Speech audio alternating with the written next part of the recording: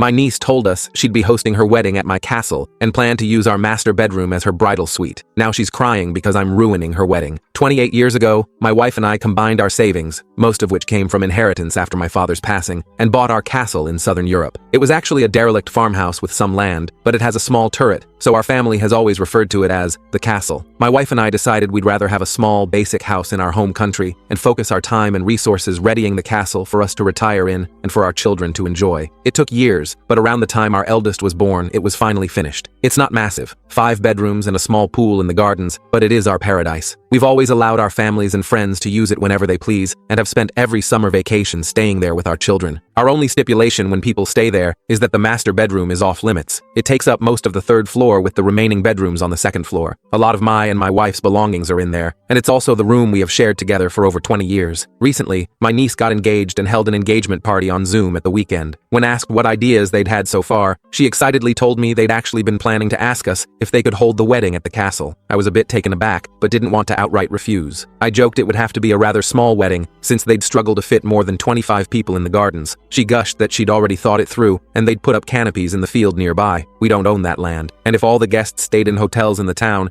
she would arrange transport for us all to get to the villa. My wife and I bit our tongues not wanting to make a fuss during their engagement celebration. But later, when my niece texted me to repeat what she'd said, I asked her to clarify the sleeping arrangements, and after some back and forth, it came to light that she plans to use the master bedroom as the bridal suite, and for the wedding party to have the remaining rooms. My wife, children, and I would have to stay elsewhere. I slept on my decision and spoke with my wife. On Sunday, I responded and politely refused, saying it's too small and we aren't comfortable having anyone in our room. Both she and my sister blew up at me, telling me I was ruining her wedding and she'd always dreamed of marrying at the castle. My sister even said since I used my inheritance it's family property, which is obviously ridiculous. I shut her down pretty quickly in that regard. While yes, we've let them use our property freely over the years, that doesn't mean they own it. ETA. When we texted her on Sunday, we offered a compromise. No master bedroom, and either get permission, insurances to use the fields, or reduce guest count to 25. We even offered to host a small rehearsal too, but she rejected the offers. That is when we outright refused.